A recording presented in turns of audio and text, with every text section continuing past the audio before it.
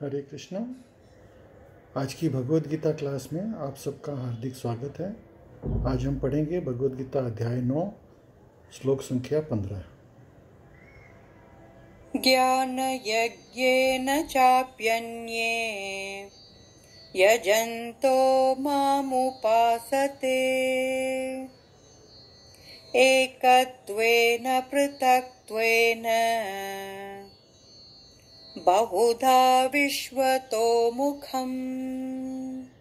अनुवाद: अन्य लोग जो ज्ञान के अनुशीलन द्वारा यज्ञ में लगे रहते हैं, वे भगवान की पूजा उनके उदय रूप में, विविध रूपों में तथा विश्व रूप में करते हैं। तात्पर्य पढ़ेंगे श्रील प्रभुपाद द्वारा। ये श्लोक पिछले श्लोकों की सारांश है। भगवान अर्जुन को बताते हैं कि जो विशुद्ध कृष्ण भावनामृत में लगे रहते हैं, वो कृष्ण के अतिरिक्त अन्य किसी को नहीं जानते। वे महात्मा कहलाते हैं।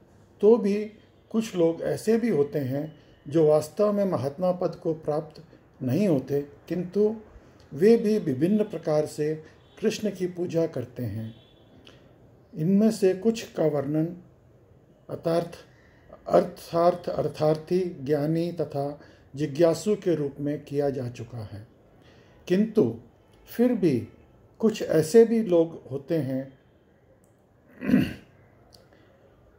इसमें भी निम्न होते हैं।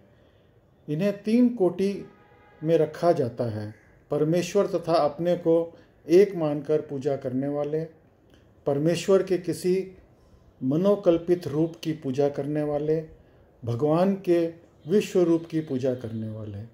इनमें से सबसे अधम वे हैं जो अपने आप को अद्वैतवादी मानकर अपनी पूजा परमेश्वर के रूप में करते हैं, और इन्हीं का प्राधान्य भी है। ऐसे लोग अपने को परमेश्वर मानते हैं और इस मानसिकता के कारण वे अपनी पूजा आप ही करते हैं। ये भी एक प्रकार की ईश्वर पूजा है, क्योंकि ये समझते हैं कि वे भौतिक पदार्थ न होकर आत्मा हैं। कम से कम ऐसा भाव तो प्रधान रहता है। सामान्यतया निर्विशेषवादी इस प्रकार के परमेश्वर की पूजा करते हैं। दूसरे कोटि के लोग वे हैं जो देवताओं के उपासक हैं, जो अपनी कल्पना में किसी भी स्वरूप को परमेश्वर का स्वरूप मान लेते हैं। तृतीय कोटि के वे लोग आते हैं जो इस ब्रह्मांड से परे कुछ भी नहीं सोच पाते। वे ब्रह्मांड को ही परम जीव या सत्ता मानकर उनकी उपासना करते हैं।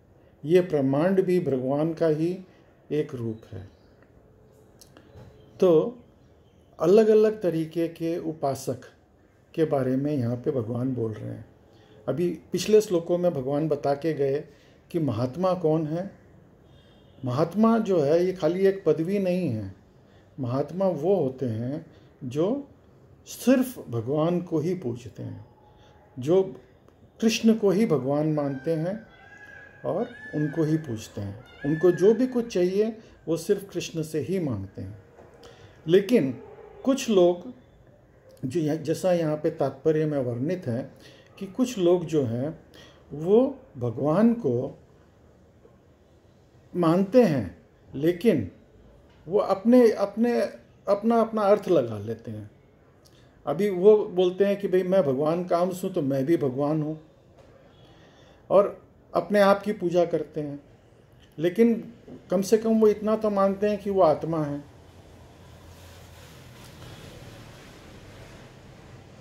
जब वो आत्मा है इसका मतलब वो परमात्मा के अंश हैं, लेकिन वो पूर्ण ज्ञान नहीं है। पूरी तरह से समझेंगे कि भाई हम जो है हम अणु हैं और भगवान विभु हैं, ये जब तक नहीं समझेंगे तब तक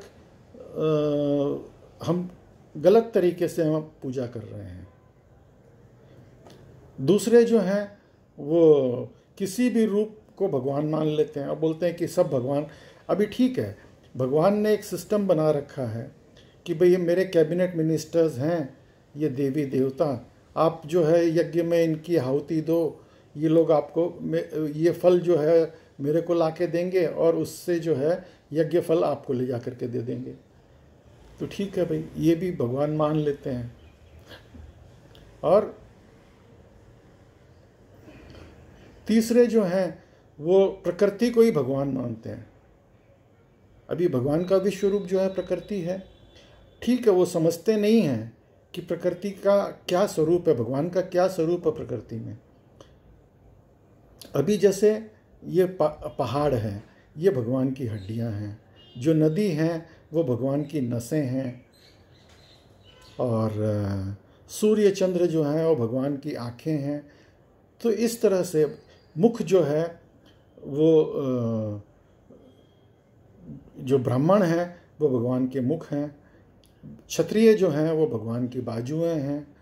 तो ये वो लोग ये समझते नहीं है पूरी तरह से, लेकिन बस वो इतना जानते हैं कि प्रकृति भगवान है और वो उसकी पूजा भी करते हैं, प्रकृति की पूजा करते हैं। खाली वो जल, आयु, वायु, आकाश, अग्नि, जैसे ये आर्य लोग जो होते हैं, जो आजकल के सो कॉल्ड आर्य, तो वो लोग जो है वो पंचभूतों की पूजा करते हैं। तो पंचभूत भगवान के विभिन्न अंश हैं। भगवत गीता के अंदर भगवान ने बताया है कि ये 5 जो भूत हैं, पंचभूत, वो मेरे विभिन्न अंश हैं। तो भगवान के ही अंश हैं और भगवान जो हैं वही अपना विस्तार जो है वो करते हैं, लेकिन एक्चुअली में भगवान तो नहीं है, वो भगवान के अंश जरूर हैं। तो ठीक है, आप क्या अभी कोई आदमी की आस्था अगर किसी चीज़ में है तो हमको उसको डिस्टर्ब नहीं करना चाहिए। उसको हमको खाली इतना ही बोलना चाहिए, बोला भाई आप जो कर रहे हो बहुत अच्छी बात है, आप करते रहो, लेकिन कम से कम जो है एक माला आप हरे कृष्ण महामंत्र की करना शुरू कर दो, जोड़ दो उसके अंदर, या भगवान को भोग लगा करके प्रसाद पाओ, प्रसाद खाते रहो। उनको प्रसाद आप मैंने कम से कम आप उनको जब भी आप मिलो तब आप उनको प्रसाद देते रहो, तो उनकी धीरे धीरे प्रसाद खा करके शुद्धि हो जाएगी। तो इससे जो है उनका भला होगा। अगला श्लोक पढ़ेंगे, 16-17 एक साथ पढ़ेंगे। अहं क्रतुरहं यज्ञः स्वदाहमहमौषधम्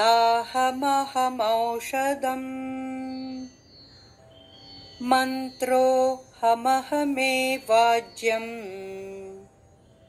अहमग्निरहं हुतम्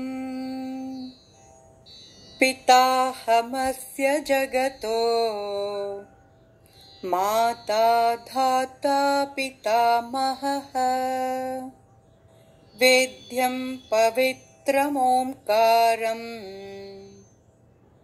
ऋक्सामयजुरेव च।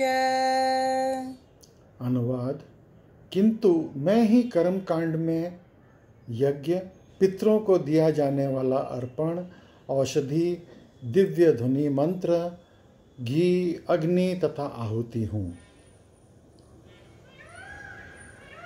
मैं इस ब्रह्मांड का पिता, माता, आश्रय तथा पितामह हूँ। मैं ज्ञेय, जानने योग्य, शुद्धिकर्ता तथा ओंकार हूँ। मैं ऋग्वेद, सामवेद तथा यजुर्वेद भी मैं ही हूँ।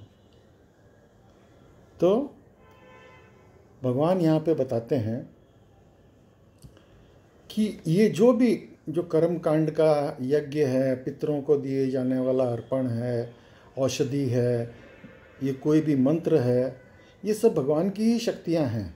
घी, अग्नि तथा आहुति, ये सब भगवान की ही शक्तियाँ हैं, लेकिन डायरेक्ट नहीं है, इनडायरेक्ट है।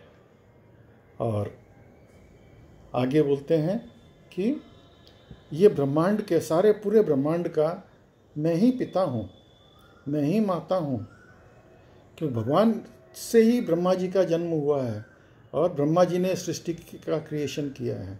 और भगवान बोलते हैं कि अहम बीज प्रताह पिता सर्व योनि सुकौन्तेय, जितनी भी योनियां हैं उनका बीज देने वाला पिता मैं ही हूँ।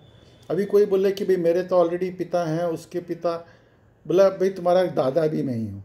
भगवान बोलते हैं, बोले तुम्हारा पिता मैंने तुम्हारे जो पिता के पिता के पिता के पिता भी मैं ही हूँ।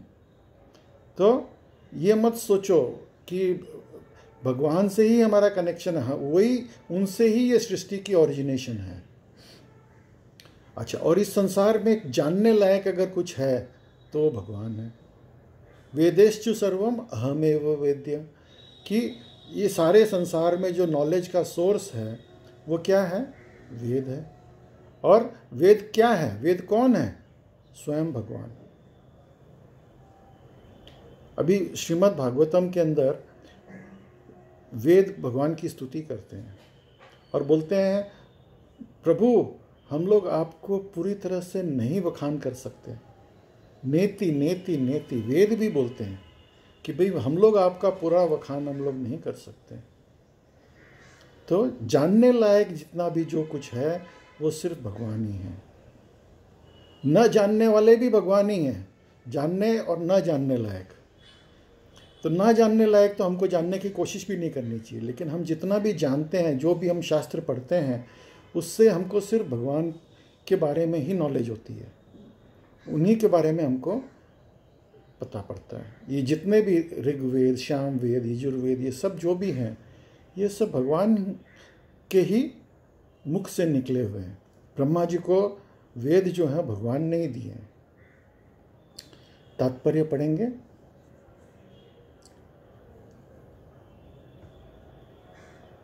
ज्योतिष नामक वैदिक यज्ञ में कृष्ण हैं।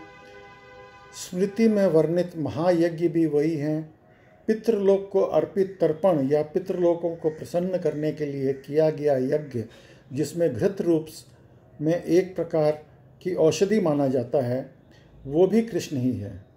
अभी साइंटिस्ट लोगों ने एक एक्सपेरिमेंट किया। ये अपने जो हवन करते हैं उसके अंदर आम की लकड़ी डाली जाती है और उसके अंदर घी डाला जाता है। तो उन्होंने थोड़ी आम की लकड़ी और घी जलाया, तो उसमें से ऑक्सीजन निकलता है, कार्बन डाइऑक्साइड नहीं निकलता है। ऐसा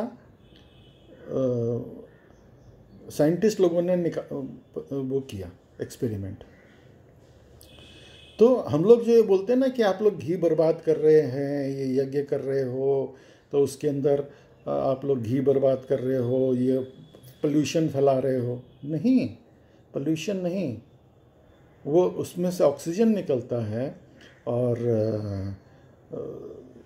पोल्यूशन नहीं है। और ये जो आहुति है ये स्वयं जो है भगवान है।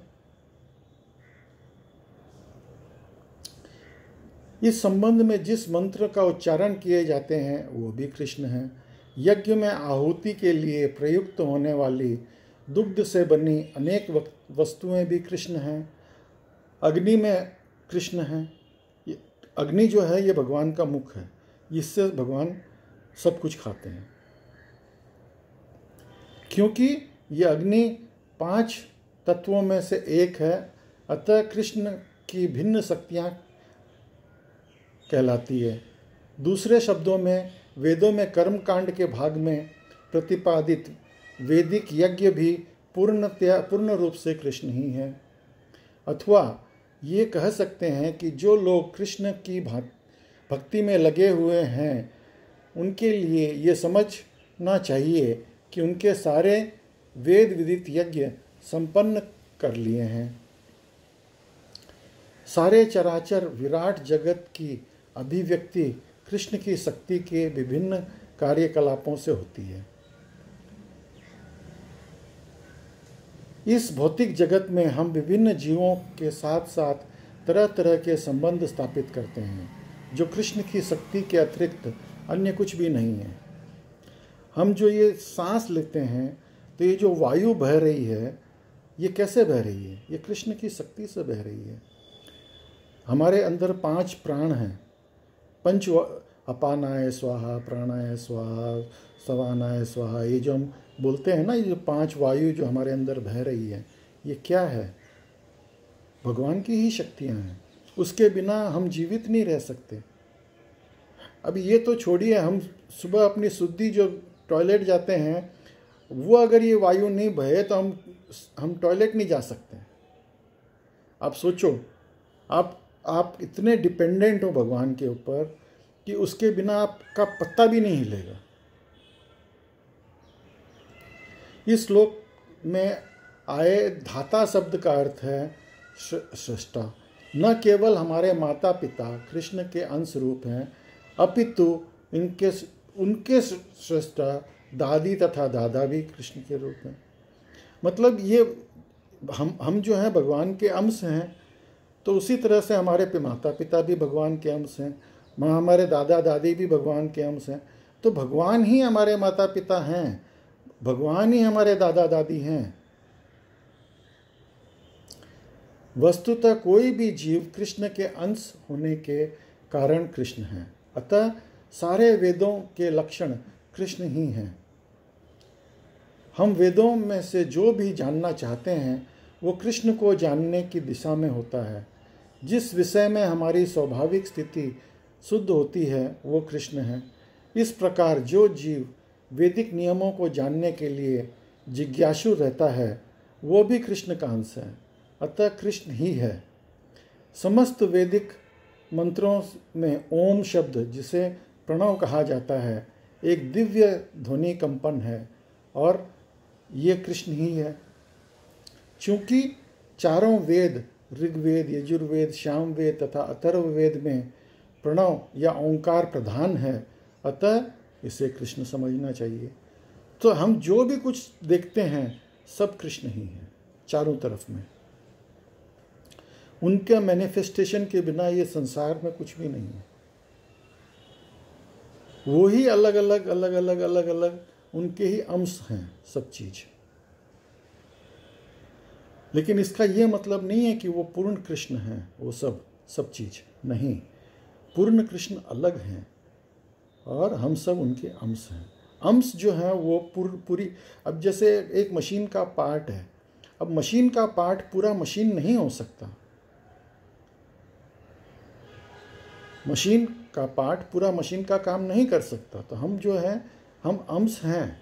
ये जो भी कुछ है ये सब अंश हैं, लेकिन पूर्ण मशीन, तो पूर्ण जो है वो सिर्फ कृष्ण है। पूर्णमिदं पूर्णात् पूर्णमुदच्यते पूर्णस्य पूर्णमादाय पूर्णमेवावशिष्यते। तो ईशोपनिषद के अंदर भगवान के बारे में बताया है कि सब कुछ संपूर्ण जो है वो भगवान ही है। और भगवान ने जो सृष्टि की रचना करी है वो भी संपूर्ण है। आज आप सोचो, एक छोटे से बीज के अंदर पूरा बरगद का पेड़ पैक किया हुआ है। माँ के प्रसव में जो बच्चा है, वो बच्चा जब प्रसव कर देती है तो वो बच्चा जो है वो पूरा जीव है। लेकिन वो जीव भी माता के गर्भ से निकलने के बाद में वो भी पूर्ण है। और माता, ऐसा नहीं है कि माता खत्म हो गई, माता भी पूर्ण है, रहेगी। तो एक पूर्ण में से पूरा पूर्ण एक निकल गया, फिर भी वो पूर्ण बच गया। ये भगवान की महिमा है। तो भगवान जो है वो हैं, हम लोग सब उनके अंश हैं। तो ये समझना बहुत ज़रूरी है। तो आज की भगवद गीता क्लास में आप सब सम्मिलित हुए, उसके लिए बहुत बहुत धन्यवाद। हरे कृष्णा।